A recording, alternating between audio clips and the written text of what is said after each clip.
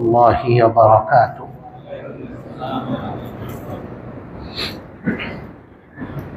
الحمد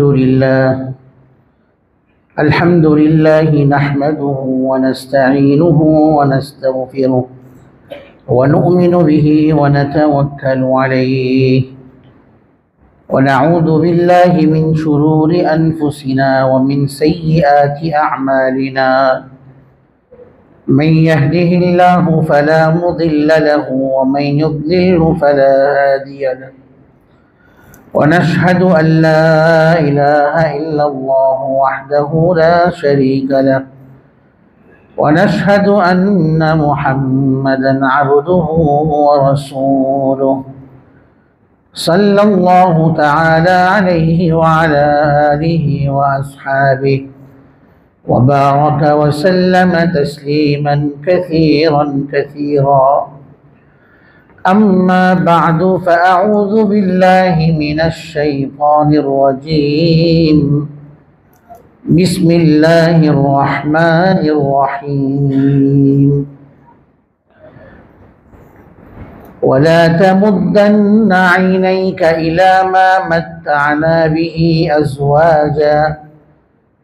أزواجا منهم زهرة الحياة الدنيا لنفتنهم فيه ورزق ربك خير وأبقى.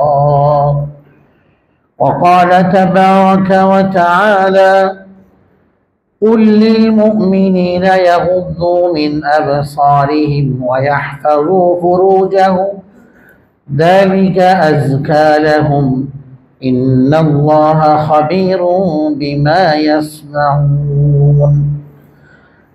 صدق الله مولانا العظيم وصدق رسوله النبي الكريم، ونحن على ذلك من الشاهدين والشاكرين، والحمد لله رب العالمين.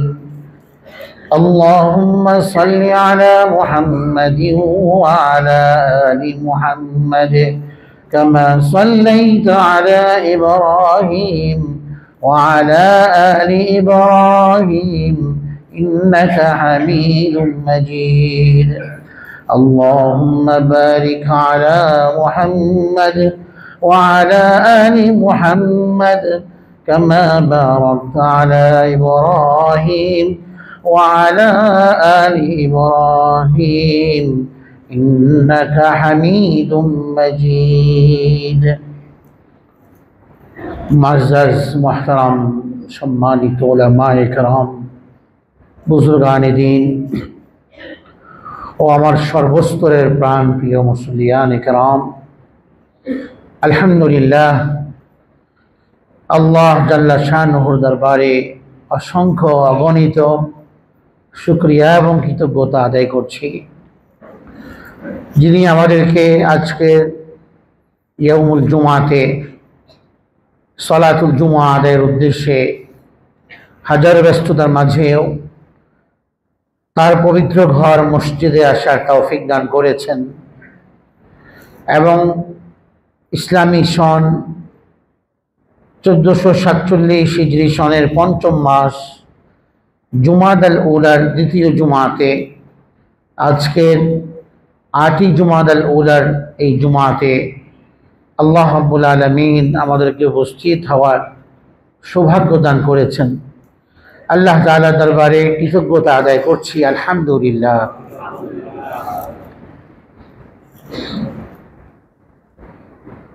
রাসূল করিম সাল্লাল্লাহু আলাইহি ওয়াসাল্লাম তার উম্মাহকে একটি দোয়া শিখিয়েছেন। অনেক দোয়াই তিনি শিখিয়েছেন, যে দোয়াগুলো উম্মতের প্রতিটি সদস্যের দুনিয়া এবং আখিরাতের সার্বিক কল্যাণ এবং সফলতার পথেও রূপে বিবেচিত। যে দোয়াগুলোর সাথে ইমানদার ব্যক্তি তার প্রাত্যহিক জীবনে এই দোয়াগুলোর সাথে জীবনকে অতিবাহিত করলে দুনিয়াতেও সে কল্যাণ লাভ হবে, তার জন্য আখিরাতেও তার কল্যাণ সাধিত হবে। প্রতিটি দোয়া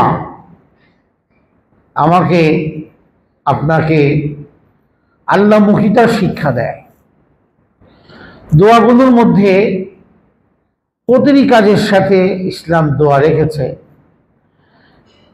খাবারের সময় দোয়া পড়তে হয়, খাবার শেষে দোয়া পড়তে হয়, ঘুমোতে যাওয়ার সময় দোয়া পড়তে হয়, ঘুম থেকে জাগ্রত হয়ে দোয়া পড়তে হয়, মসজিদে আসলে দোয়া পড়তে হয়, বের হলে দোয়া পড়তে হয়, ঘরে ঢুকলে দোয়া পড়তে হয়, বের হলে দোয়া পড়তে হয়, বাজারে গেলেন সেখানে দোয়া পড়তে হয়, সেখানে দোয়া পড়ে বাজারে গেলে আল্লাহ তাকে দুনিয়াবি কল্যাণ দান করেন, ঠকে যাওয়া থেকে তাকে আল্লাহ রক্ষা করেন, ক্রয় কারবারে ব্যবসাতে আল্লাহ তাকে হেফাজত করেন, রক্ষা করেন, সুরক্ষা দেন, গুনাহ থেকে বাঁচিয়ে দেন।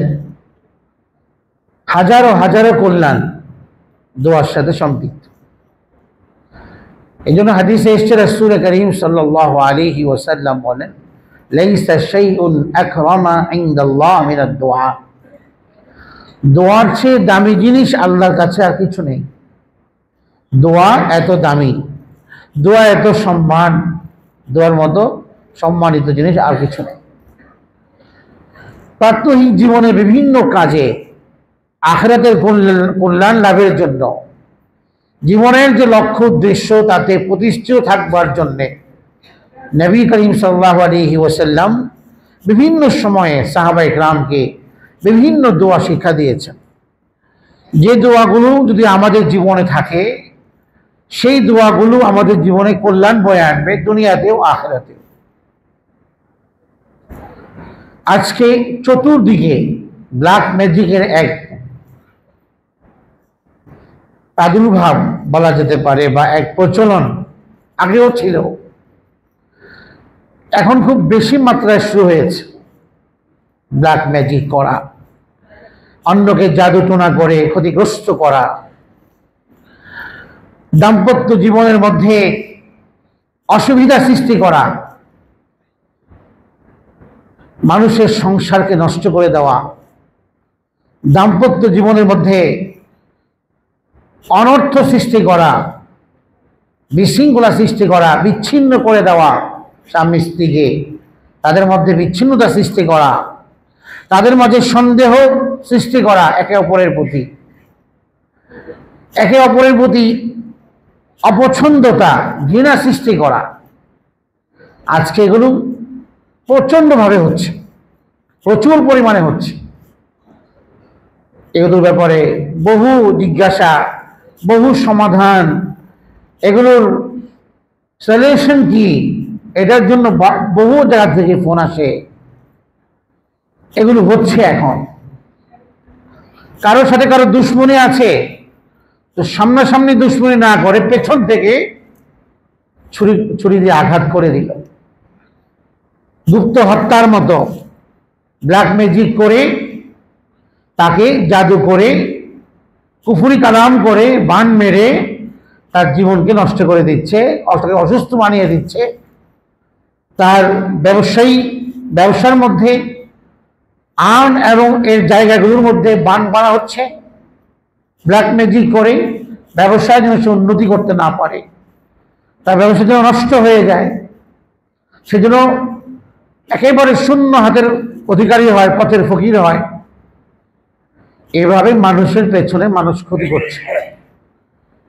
সবচেয়ে বড় কথা হলো যে ক্ষতি করা, মুসলমান তো কারো ক্ষতি করতে পারে না, এটা হচ্ছে মৌলিক কথা। কোনো মুসলমানের বিন্দু পরিমাণ ক্ষতি করতে পারে না, এই কথা আল্লাহ রাসূল তো দায়িত্বহীন কণ্ঠে মুসলমানদেরকে এই কথা তার ভেতরে ঢুকিয়েছেন। কোনো মুসলমানকে তুচ্ছ জ্ঞান করতে পারে না, করার অধিকার নেই। এক মুসলমান আরেক মুসলমানকে লজ্জিত করার অধিকার তার নেই। এক মুসলমানের জন্য আরেক মুসলমানকে অপদস্থ করার অধিকার তার নেই। আল মুসলিমু লা ইয়াজলিমুহু ওয়া লা ইয়াখযুলু ওয়া লা ইউহাক্কিরু, নবীজি বলেছেন, এগুলো বারবার বলেছেন। আবার তার জীবনের সর্বশেষ হজের খুতবাতেও তিনি উম্মাহকে এ বিষয়ে বারবার সাবধান করেছেন, বারবার তাদেরকে তানবীহ করেছেন অ্যালার্ট করেছেন তাদেরকে, তোমরা এই কাজগুলো করবে না। মুসলমানের ক্ষতি করতে পারে না। মুসলমানদের মাপকাঠি তো আল্লাহ রসুল এই কথাকে নির্ধারণ করেছেন যে মুসলমানকে মানে সালিমাল মুসলিমুনা মিন লিসানিহি ওয়া ইয়াদিহি, যে মুসলমান দাবি করে তাহলে তার হাত জবান থেকে আরেকজন মুসলিম পরিপূর্ণভাবে নিরাপদে থাকবে। এটা মুসলমানিত্বের মাপকাঠি। মুসলমানিত্বের মাপকাঠি তো নামাজকে রাখা হয় নাই, তাহাজ্জুদকে রাখা হয় নাই, অথচ এগুলো ইসলামের কত বড় বড় আমল। মাপকাঠি এবং মানদণ্ড রাখা হয়েছে। মুসলমানিত্ব কাকে বলে, মুসলমান আসলে কে, প্রকৃত ইমানদার কে আসলে, তো নবীজি হাদিস তার পরিচয় দিয়েছেন যে যে ব্যক্তির হাত থেকে আরেক ব্যক্তি নিরাপদ সে মুসলিম, যার যে আরেকজনের ক্ষতি করে না, যে আরেকজনের কোনো ক্ষতি আরেকজনকে ক্ষতি করে না, তার দ্বারা আরেকজন ক্ষতিগ্রস্ত হয় না, এ ব্যক্তি মুসলিম। তো মুসলমান নাম পরিচয় আজকে বহু মানুষের সাথে দুশ্মনী করে গুপ্ত হত্যার মতো পেছন দিয়ে তাকে ছুরি দিয়ে আঘাত করতেছে। এই ধরনের জাদু টোনা, কুফরি কালাম, এরপরে শয়তানদের সহযোগিতা নিয়ে, অবাধ্য শয়তান জিনদের সহযোগিতা নিয়ে তাদের উপর ছেড়ে দিয়ে তাদের শরীরে ঢুকিয়ে দিয়ে তাকে ক্ষতিগ্রস্ত করে তুলছে। এক যন্ত্রণার মধ্যে সে যন্ত্রণার জীবন ভোগ করতেছে, মানুষের ক্ষতি। অথচ এই কাজগুলো স্পষ্টত কুফরি এবং শিরক, এই কাজগুলো স্পষ্টতই শিরক, এগুলো কুফরি। এগুলো যারা করে তারা ইমানদার হতে পারে না, তারা কোনোদিন মুসলিমই হতে পারে না, তারা ইমানের গণ্ডি থেকে বেরিয়ে যায়। যেগুলোকে বিশ্বাস করে, যারা এগুলো করে, যারা এগুলো বিশ্বাস করে, যারা এদের কাছে যায়, তাদের ইমান নেই। রাসূল কারীম সাল্লাল্লাহু আলাইহি ওয়াসাল্লাম বলেছেন, যে ব্যক্তি জ্যোতিষীর কাছে যায়, গণকের কাছে যায়, সে লাইসা মিন্না, সে আমার উম্মত নয়। যে গণকের কাছে গিয়ে ভাগ্য সম্পর্কে পরীক্ষা করে, তার ভাগ্যে কি আছে, শনির দশা আছে কিনা, তার ভাগ্যে ক্ষতি কিছু আছে কিনা, হাতে রেখা দেখে মানুষ বলে দেয়। এই ধরনের গণক জ্যোতিষীদের কাছে যারা যায়, নবীজি বলেছেন সে আমার উম্মতি নয়। তাকদীর ইমানের এক গুরুত্বপূর্ণ অধ্যায়। ইমানের সাথে গুরুত্বপূর্ণ একটা অংশ হচ্ছে তাকদীর। তাকদীর মানে ভাগ্য, নির্ধারিত আল্লাহর তরফ থেকে যা নির্ধারিত সেটা আমার জীবনে ঘটবেই। যে হাদিস রাসূল সাল্লাল্লাহু আলাইহি ওয়াসাল্লাম বলেছেন, কোন ব্যক্তি যদি সন্তান গ্রহণ করতে না চায় আর সন্তান গ্রহণ না করার চিন্তাতে হাজারো সে প্রোটেকশন নেয়, হাজারো সে ব্যবস্থাপনা গ্রহণ করে, সে সন্তান নিবে না। কিন্তু হাদিসে নবীজি বলেন, যদি আল্লাহর তরফ থেকে এটা নির্দিষ্ট হয়ে থাকে যে তার এই সহবাসে সন্তান আসবেই, হাজারো প্রোটেকশন ব্যবহার করলেও আল্লাহর সিদ্ধান্তই কার্যকর হবে, সন্তান কনসেপ্ট হবে।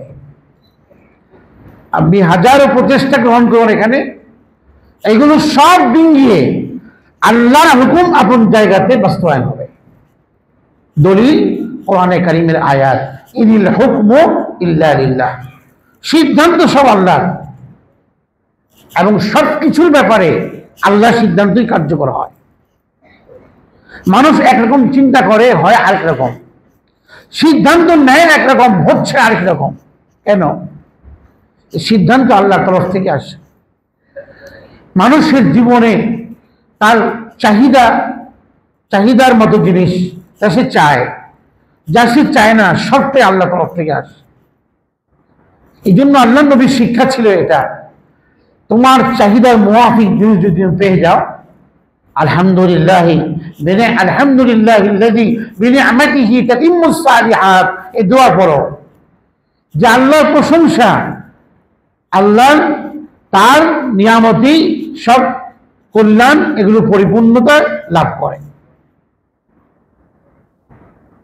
আর যদি তোমার চাহিদার মুখালিফ, বিপরীত জিনিস তোমার আসলো তোমার জীবনে, যা তুমি চাও না, কামনাও করো না, সেই অবস্থাতেও তুমি বলো আলহামদুলিল্লাহ আলা কুল্লি হাল। সর্বাবস্থায় আল্লাহর প্রশংসা, ভালো হোক মন্দ হোক। অনেক সময় আমরা বলি, বিপদ আপদে পড়া অবস্থায় কেউ জিজ্ঞেস করলে বলি ভাই ভালো নাই, না, এটা আল্লাহ নবীর শিক্ষা না। আল্লাহ নবীর শিক্ষা হলো এই কথা বলা আলহামদুলিল্লাহ আলা কুল্লি হাল, আলহামদুলিল্লাহ বলা। এর অর্থ হলো আলা কুল্লি হাল, সর্বাবস্থায়, সব ধরনের অবস্থাতেই আমি, আমার রবের প্রতি কোনো অভিযোগ নাই, শিকায়ত নেই, অনুযোগ নাই, তার দিকে আমার অভিযোগের আঙ্গুল উত্থিত হচ্ছে না। আলহামদুলিল্লাহ, তার প্রশংসা সর্বাবস্থায় আমি করি, জীবনে মরণে, দুরবস্থায়, সচ্ছলতায়, ভালো অবস্থায়, সুস্থ অসুস্থ, সর্বাবস্থায় প্রশংসা তার। এটা হলো রবের সাথে বান্দার সম্পর্ক, এটা হলো রবের প্রতি বান্দার তার সম্মান প্রকাশ, আপন খালিকের প্রতি মাখলুকের ভালোবাসা।